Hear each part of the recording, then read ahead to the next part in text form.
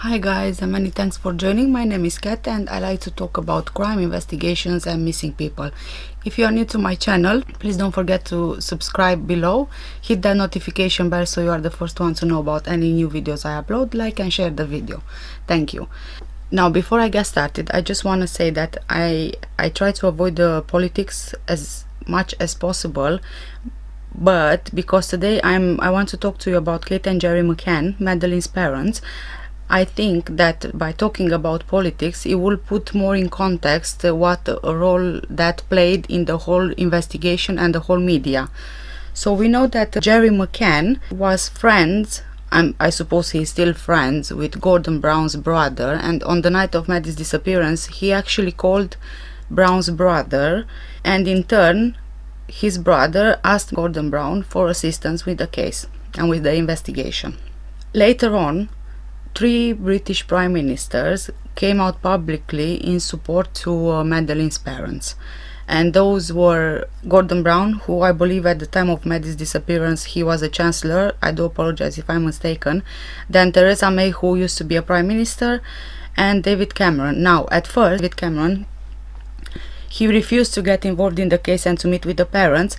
However, he was a friend of the Chipping Norton set, of Rebecca Brooks as well, who at the time was an editor for The Sun. And she was campaigning alongside Maddie's parents for the Met to take Maddie's case. Now, it's worth mentioning that as soon as Brooks and The Sun got involved, David Cameron accepted to support the case. For those of you who are not familiar with Chipping Norton set, this is a group of political and show business acquaintances who have homes near the market town of Chipping Norton in Oxfordshire, England. You need to pay attention to this one because this is going to be extremely useful later on in the video, when we will find out more how much of a play media and politics together have in this case. Everything will be revealed in the interim report, which was dated on the 10th of September 2007, which I will talk about towards the end of the video. So this is going to be a really long video because I'll actually be reading the whole interim report to you guys, but 100% I'm sure that it's going to be worth watching. Now I would like to give my special thanks to the Idaho Controversy of Madeleine Mccann website owner, who have been following this investigation since the beginning, and has worked really hard to keep us all updated with the latest information. If you want to check out the website, I'll leave the link in the description below. Now I can say I have finally read the PJ files, and also I did a bit of research around this, and I want to talk to you about the witness statements, Tapas7, and also Mrs. Pamela Fenn's statement. I will go with you through the timeline of the days before Madeleine's disappearance, but I will start from Tuesday up to Thursday. Let's go to Tuesday evening. Tuesday evening, it all started to become a bit strange. They all went to the Tapas, except Russell, who stayed in his apartment because his daughter has been sick. And according to the quiz mistress, who supervised the trivia quiz from about 9 in the evening, no one left the table and she did not see Kate during that time, nor does she remember seeing David Payne. So was Russell, Kate and David Payne missing? At 10:16 p.m. Kate starts to receive a lot of phone calls until 10:27 p.m. supposedly at the apartment. As they say, they all left their phones in the apartment when they went to the restaurant. I find even this really strange. It's really odd, because why would you leave your phones in the apartments when you know that you leave your children alone sleeping whilst you dine out? I mean, if there is an emergency, shouldn't someone be able to contact you? Is it not safer to keep your phones with you? This seems just a bit odd. Why would you leave your phone home? Shortly after Mrs. Fenn from the apartment above the McCanns, she claims to have heard crying, which was getting stronger, and some shouting which assembled to "Daddy, Daddy, Daddy," and this seemed to have come from a toddler for about an hour and a quarter until 11:45. It's always presumed that the toddler was Madeleine. We also know that Rachel claims to have bathed Jane Tanner's older daughter in their apartment. But if Rachel bathed Jane Tanner's daughter, then where was Jane? I mean, surely her mother would have bathed her own daughter. Their apartment was also directly next door to the McCanns, and both were beneath Mrs. Fenn. She heard patio's doors close, and then Madeleine stopped crying. Was someone using the patio door to get in or to leave? If this was the night when they said that Emily was crying and Madeleine came into their room. Now let's go to the next day, which is Wednesday morning. Very early in the morning, at around 7 a.m., Kate made 3 calls to her friend in England, Amanda, who is married to a pathologist. Shortly after, around 8 a.m., Gerry starts receiving the first of 14 text messages. It was raining on Wednesday, so the tennis was cancelled. There was no tennis that day. Diana Webster went to breakfast at the Millennium, and Jane stayed at the apartment. Diane recalls seeing the McCanns at the Millennium, even though they were saying they didn't go for breakfast. So how would she recall seeing them if they said they didn't go for breakfast? This is another thing which doesn't add up. And it only starts getting stranger and stranger. At some point in the morning, the cleaners were let in the McCann's apartment, and the McCanns left via the balcony door. As the cleaner was making the bed, she noticed that in the McCann's bedroom there was a baby cot. However, Gerry and Kate, they both denied this. I mean, having toddlers, having kids, having a cot is not such a big deal, is it? Especially when you are on holiday. Then why would Kate and Gerry deny this? What was the big deal about a cot? I mean, surely a cot is just a normal thing when you have kids and when you have toddlers. Around lunchtime, Kate went for a jog wearing her pink trainers. She was with Matthew, and apparently she was bitten by a dog, causing blood on her leg. Now let's skip to Wednesday evening now. Jess Wilkins was at the Tapas when Gerry arrived with Russell. So where was Jane? Was she with Kate? Did something happen to Madeleine and she went to Kate to give her support? Was Kate grieving? In that night, the Tapas group, they stayed very late at the restaurant, and the waiters wanted to leave at midnight, but the group stayed there until approximately 1 in the morning. Now, this whole group, they have children. But I'm pretty sure you wouldn't stay until 1 in the morning somewhere and leaving your kids alone.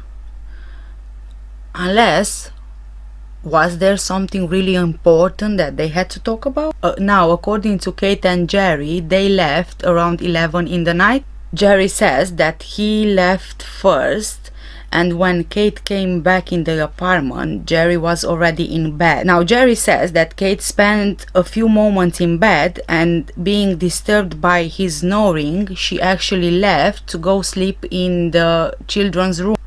However, if one would look at the bed, there is no sign that someone was sleeping in. Now, on the other hand, Kate claims that she was quite annoyed with Gerry, and she wasn't even sure if he knew that she would be asleep in the kids' room on Thursday morning. Apparently, they woke up around 7 a.m. and Madeleine came to them, and according to May the 4th statements, she asked why they hadn't come when the twins were crying. However, in Gerry's May the 10th statement, he changed it to Madeleine crying, and that remains the version to this day. So we still don't know, were the twins crying or was it Madeleine crying? I mean, they need to make up their mind. What is really interesting to note is that Kate claims she wouldn't have thought any more about the comment, but once Madeleine was missing, she recalled it and thought it would be important. But if it was on a Wednesday night and Madeleine would go to her parents on Thursday morning to ask what happened, I mean, surely when they give the statements, it's still fresh in their memory and they should be able to remember. So I can't understand, how could she not remember? What's more strange is that she did tell Jane and Fiona on Thursday night before Maddie disappeared.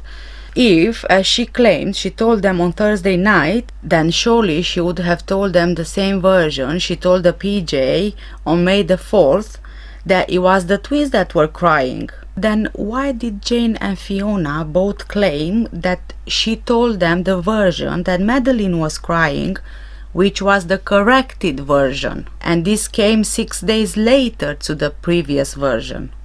It seems like you are reading a book which is not quite finished yet, and the author is still revising the last details, the few bits and pieces, so that everything comes together. Now, the following few hours are very important, and keep in mind that these statements, they were taken from them the next day after Maddie's disappearance, so everything should have been very fresh in their memory. Upon leaving the apartment, Kate said that they all left through the front door. Now, Gerry claims that Kate and the kids left through the patio doors. As it turns out, he left Kate to go down the steep steps with her 3 children so he could lock the doors on an empty apartment. That doesn't make sense. They say they dropped off the twins at the Tapas crochet, and Gerry took Madeleine to the kids club crochet. At the reception, while Kate played tennis at 9:15 in the morning, and his tennis followed at 11:15 in the morning. The following hours are very difficult to explain, especially because there are so many discrepancies and contradictions, and quite possibly lies. So Rachel claims she sat with Kate by the pool waiting for Madeleine's mini tennis to finish, and when the children arrived at around 10:30 in the morning, she says Jane was there and took the photo of Maddie with the tennis balls. She also claims that this was the last time she saw Madeleine. Now, I'm wondering, was she trying to be helpful? Had something happened to Madeleine earlier and she saw blonde girls like Madeleine's hair color, and she confused Madeleine with the other girls? The police were very insistent to try and establish with her which court was Madeleine playing in. The tennis court that she identified was the incorrect one according to the tennis records. Now, Jane and Russell, they claim to have been at the mini tennis group, which was not Madeleine's group, but it was called the Sharks, and it was the same age group. They both remember speaking to Nigel. He had a camera and they were talking about how difficult it is for people to take a photo of children without being misinterpreted. Now, during that half an hour between 10:30 in the morning and 11 in the morning, Jane left and went to the beach, where she met Fiona and David on the way back from windsurfing. Both of them were quite cold and they were heading to their apartment to change. Jane got to the beach in time to catch her older daughter, which was 3 months younger than Madeleine and is in the same group as Madeleine, getting ready to go back to the crochet after the mini sale. She took pictures of her daughter, however, there was no mention of Madeleine. Jane's statement says that Russell went to the beach with her. Although Rachel says that she was at mini tennis on Thursday, there is no mention of her by Russell or Jane. And Bridget O'Donnell says in an interview with The Guardian that she saw the children but does not mention Madeleine. She also says that Kate and Gerry spent time talking with the tennis coach. Fiona now claims to have been with her by the pool, and they both went to pick up Fiona's youngest daughter and Madeleine. Kate signed Madeleine out from the crochet at 12:25. Now, Kate says in her statement that she went back to the apartment first and then prepared lunch for the children.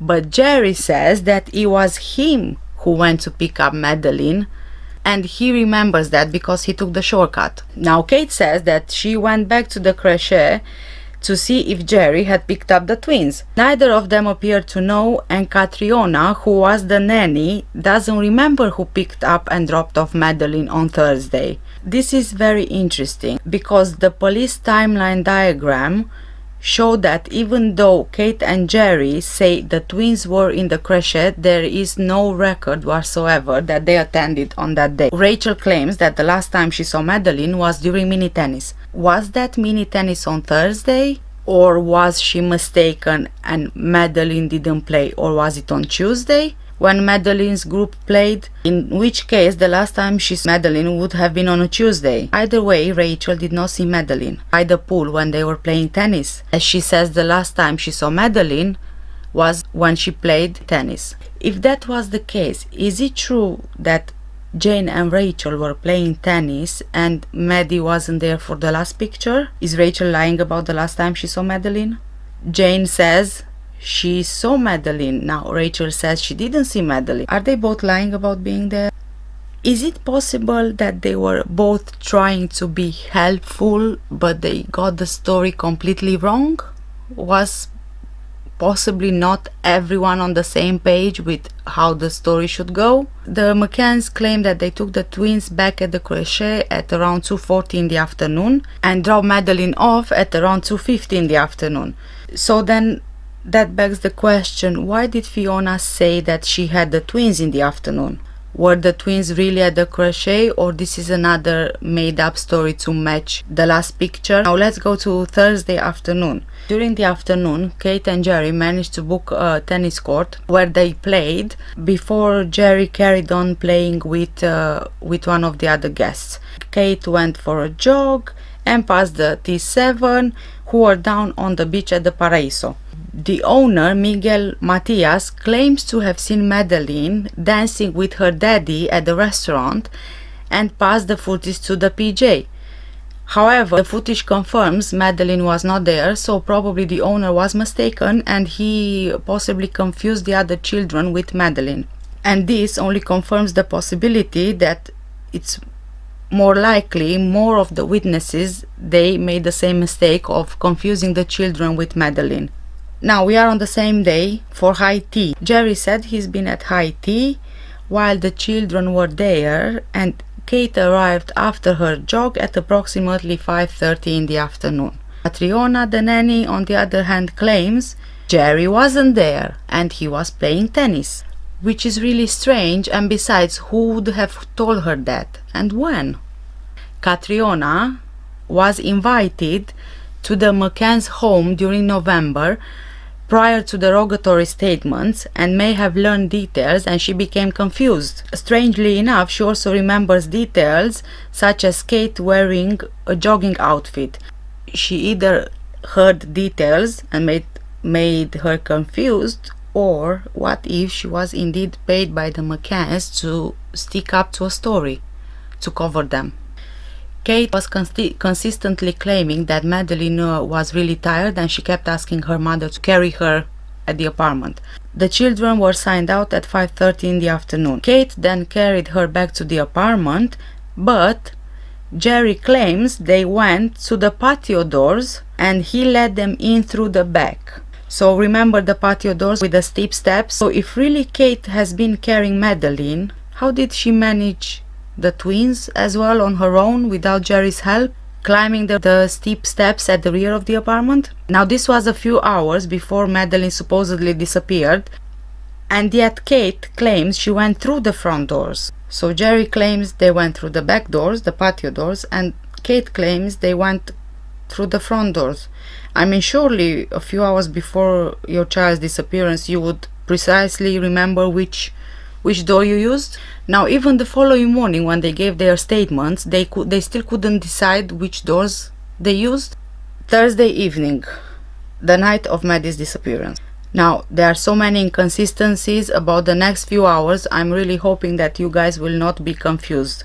Now Russell says that Kate and the kids were there during the men's tennis. Kate says that she went back to the apartment and took a shower and a bath. She also says she was in a towel when David Payne stopped by to check on her and the children being sent by Gerry.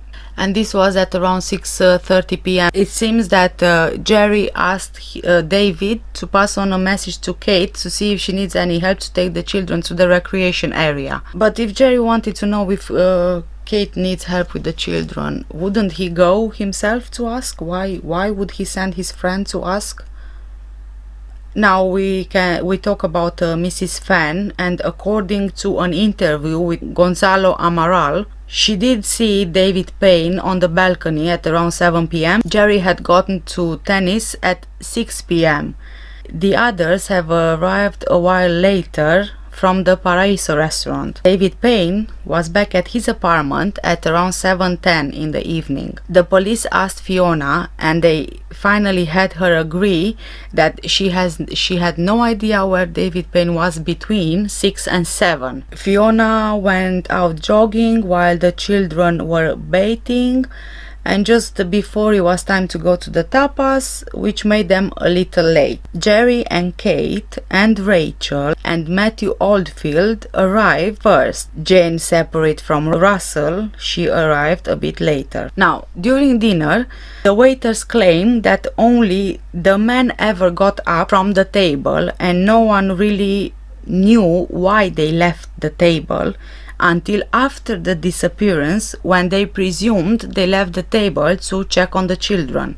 Mrs. Fenn's statement was taken in Praia de Luz on the 20th of August 2007, the night before Maddie disappeared, when she was at home alone at approximately 10:30 in the evening.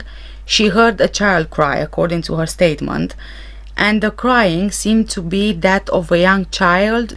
Apart from the crying, which continued for approximately 1 hour and 15 minutes, which got louder and louder and more expressive, the child started then shouting, "Daddy, Daddy, Daddy." The witness had no doubt that the noise came from the McCann's apartment. At around 23:45, 1 hour and 15 minutes after the crying began, she heard the parents get in. She did not see them, but she heard the patio doors open.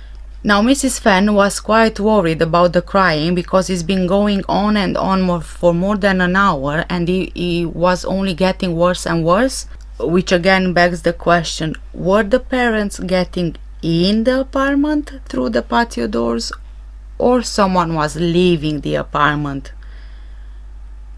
and Maddie's gone quiet suddenly? The same night, Mrs. Fenn contacted her friend Edna Glynn, who also lives in Praia da Luz, after 11 in the night, telling her about the situation, who was not surprised at the child's crying. During the day, nothing unusual happened, until almost around 10:30 in the evening, when, being alone again, she heard the hysterical shouts from a female person calling out, "We have let her down," which she repeated several times, quite upset. "We have let her down." Mrs. Fenn then saw it was Madeleine's mother who was the one shouting and screaming.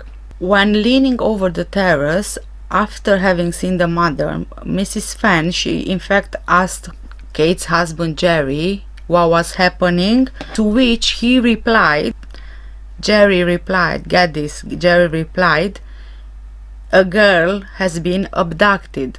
So no, Madeleine, my daughter, was abducted. No, it was a girl has been abducted. So all it was to Gerry was that a little girl has been abducted.